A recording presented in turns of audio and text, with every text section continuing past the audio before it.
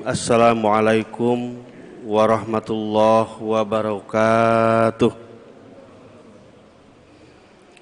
Alhamdulillahilladzi anzala sakinata fi qulubil mu'minin liyazdadu imanan ma'a imanihim.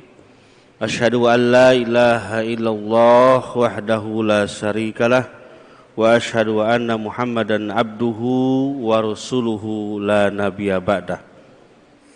Allahumma salli ala Sayyidina Muhammad wa ala alihi Sayyidina Muhammad salata wa salaman daimaini mutalajimaini ila yaumiddin. Hadirin sidang salat subuh rahimakumullah. Pertama-tama mari kita panjatkan puja, puji dan syukur kita kehadirat Allah Subhanahu wa taala. Alhamdulillah di subuh ini, di pagi ini, kondisi yang lagi dingin, begitu berat tantangan untuk bangun subuh, kita masih diberi kekuatan hidayah taufik untuk bisa melaksanakan sholat subuh berjamaah. Mudah-mudahan awal baik ini menjadi penarik amal soleh yang lain, dan mudah-mudahan amal soleh kita menjadi amal soleh yang diterima dan diridhoi oleh Allah Subhanahu wa taala. Tak lupa salawat dan salam mari kita curahkan kepada baginda kita Nabi besar Muhammad sallallahu alaihi wasallam, kepada keluarganya, kepada para sahabatnya, kepada para tabi'in sampai umat yang setia kepada sampai akhir zaman nanti. Hadirin rahimakumullah, alhamdulillah di pagi ini dengan didukung 3 kenikmatan duniawi telah kita peroleh.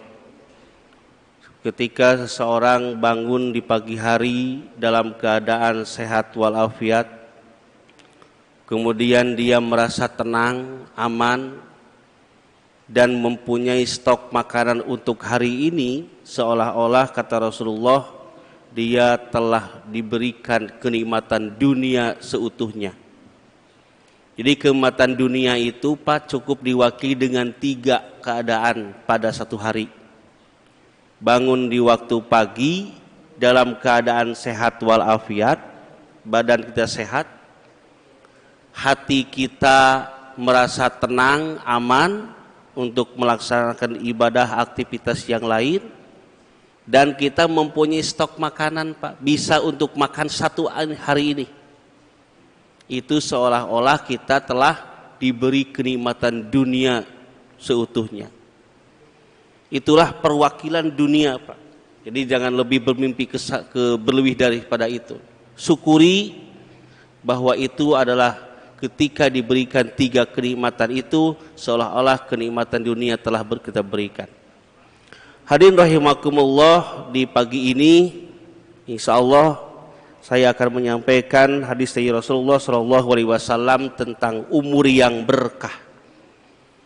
Pak Amang kan kalau di awal tadi suka memohon doa supaya umur yang diberikan umur yang berkah, rizki yang berkah gitu Pak ya.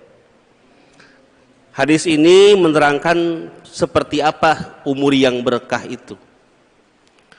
An Abdurrahman ibni Abu Bakrah radhiyallahu an abihi qala anna rajulan qala ya Rasulullah ayyun nas khairun qala man tala umuruhu wa hasuna amaluhu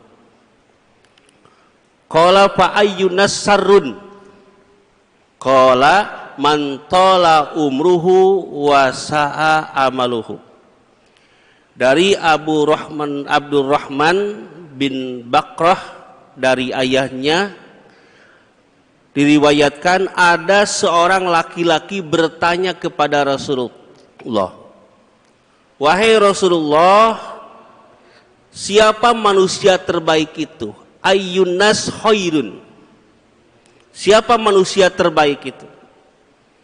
Rasulullah menjawab, manusia terbaik itu adalah man tola umuruhu wa hasuna amaluhu, orang yang panjang umurnya dan baik amalnya. Kemudian orang itu bertanya lagi, siapa orang yang paling buruk? Rasulullah menjelaskan orang yang paling buruk itu adalah man tola umuruhu wa sa'a amaluhu. Orang yang panjang umurnya tetapi buruk amalnya. Hadirin rahimakumullah, ada dua naluri manusia yang dijelaskan oleh Rasulullah sangat diinginkan. Yang pertama, manusia sangat mencintai kepada harta. Yang kedua, manusia sangat menginginkan umur yang panjang. Dua keinginan ini menjadi sebuah naluri, Pak, setiap manusia. Dia ingin harta dan dia ingin panjang umur. Jangan-jangan kalau kita perhatikan saja, Pak, orang yang hidup di dunia repot saja secara duniawi, ekonomi, umurnya kalau kita ditanya mereka ingin panjang, Pak. Apalagi kalau hidupnya secara ekonomi berkecukupan. Ini sebuah naluri. Seseorang itu ingin hidupnya dia berkecukupan harta dan panjang umurnya. Hadirin rahimakumullah, di dalam hadis ini dijelaskan bagaimana kriteria umur yang berkah itu. Di dalam hadis ini, apabila kita diberi sebuah kenikmatan umur itu sebuah modal, Pak. Kalau kita sekarang itulah diumpamakan seperti kuota, Pak, modal. Apapun amal soleh kita mempunyai program amal soleh nih. Untuk 1 tahun ke depan, kita harus khotam sekian juz, ya, harus sedekah sekian-sekian. Itu tidak akan berarti kalau tidak ada modal umurnya. Ya, modal ini adalah umur ini adalah modal utama, Pak. Amal soleh sehebat apapun tidak akan berguna kalau tidak ada umurnya. Maka beruntung pada hari ini seseorang masih diberikan kenikmatan umur. Ada sebuah hadis yang sangat awalnya diherankan oleh para sahabat. Ada 2 orang yang masuk Islam dari bangsa Quraisy ini. Masuk Islam bersamaan. Nah, yang satu dia rajin beribadah sampai dia berjihad mati syahid. Yang satu lagi Allah beri umur 1 tahun lebih, Pak. Jadi dia yang satu sudah meninggal, rajin beribadah, bahkan dia berjihad sampai mati syahid. Yang satu Allah beri kesempatan dia umur panjang 1 tahun. Ternyata gambaran sebuah hadis itu, ketika dia masuk surga, orang yang duluan itu adalah orang yang diberi umur panjang 1 tahun.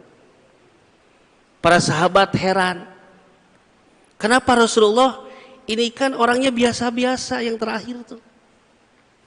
Berbeda dengan orang yang pertama, dia rajin ibadah, berjihad sampai mati syahid. Kata Rasulullah, orang ini sudah diberi umur 1 tahun dan dia banyak melakukan amal soleh. Dia bisa bertemu dengan bulan Ramadan. Coba, Pak. Itu umur yang panjang apabila dipergunakan sebaik mungkin untuk melakukan amal soleh, bisa mengungguli orang-orang yang betul-betul amalnya baik, berjihad tapi umurnya pendek. Makanya memanfaatkan sebaik mungkin umur ini untuk melakukan amal soleh.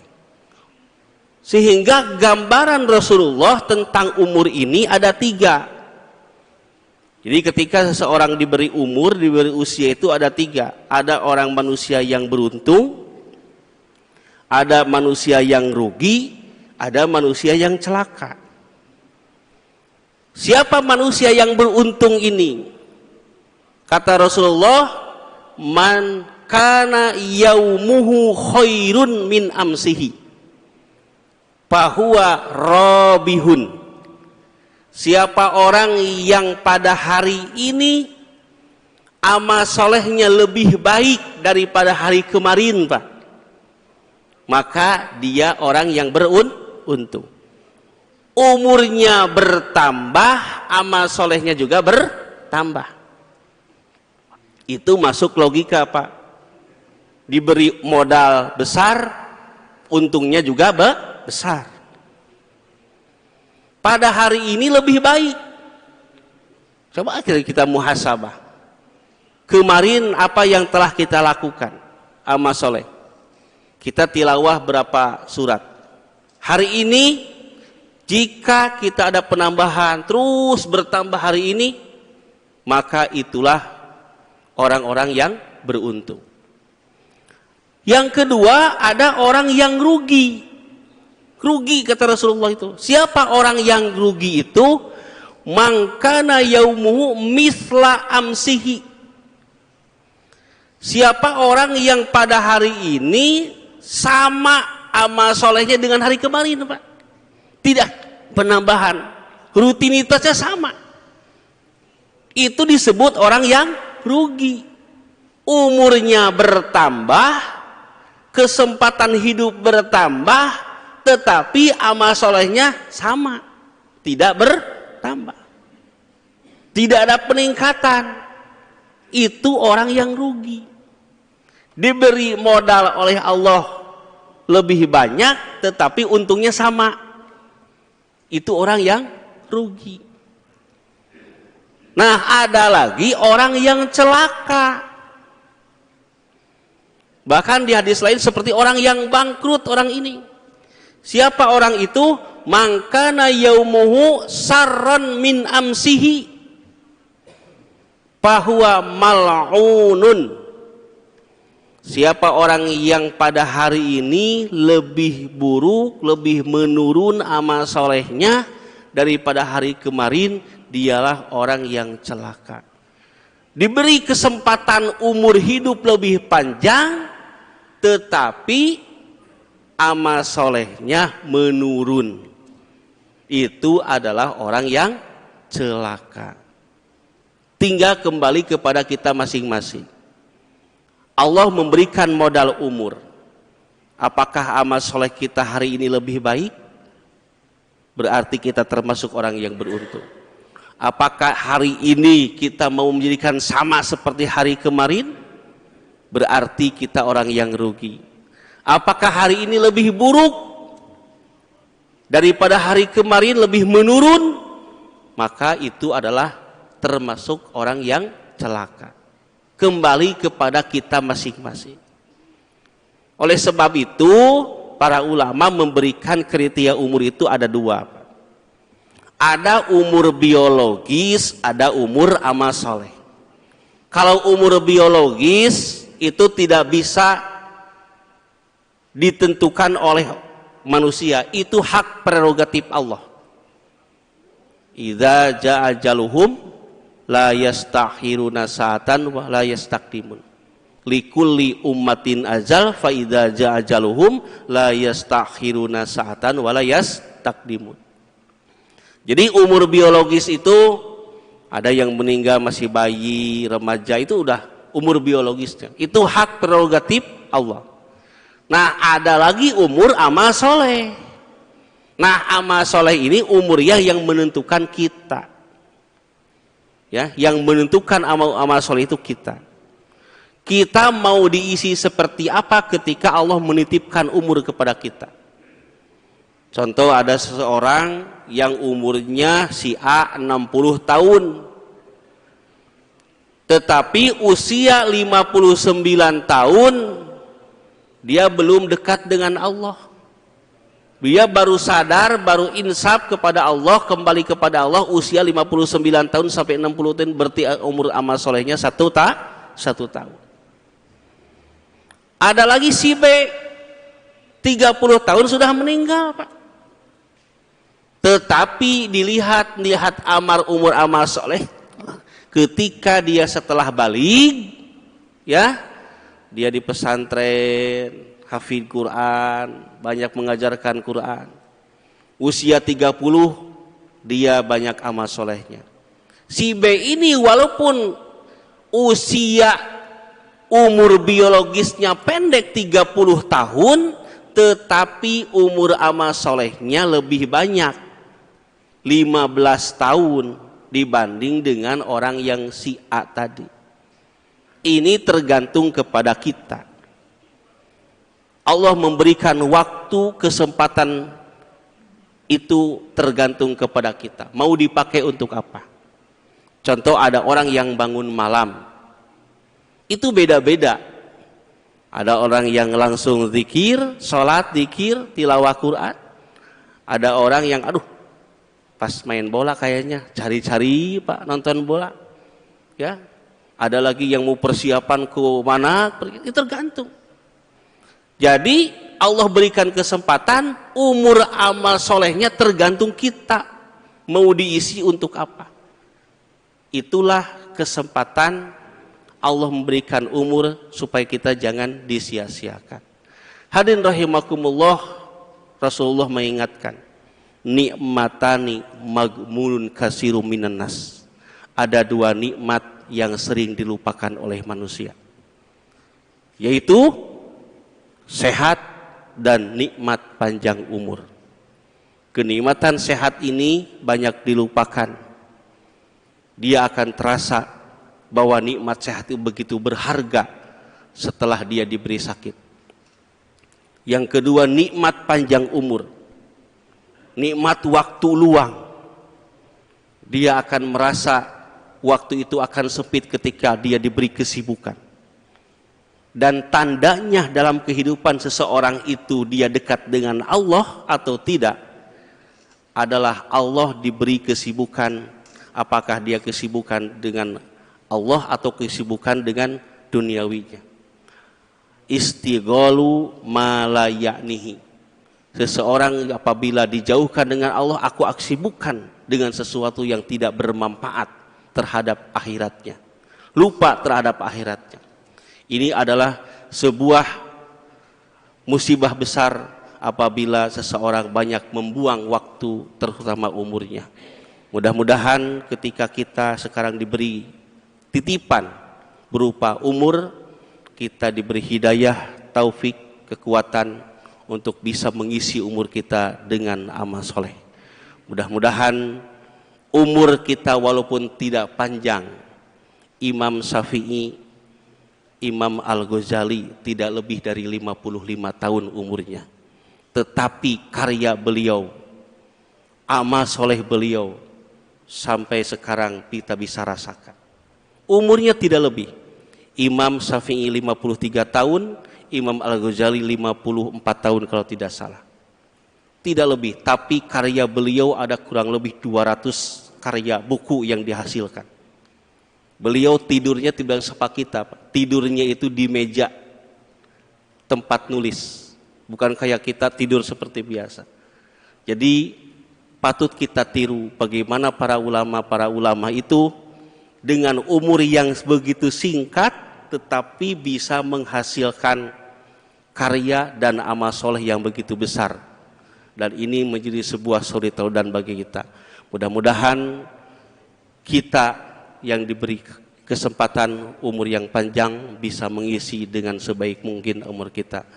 Hadirin rahimakumullah, mungkin itulah penjelasan singkat dari umur yang berkah. Mudah-mudahan bermanfaat. Mohon maaf apabila ada salah dan kehilafan. Wabillahi taufiq wal hidayah, waridha wal inayah. Wassalamualaikum warahmatullahi wabarakatuh.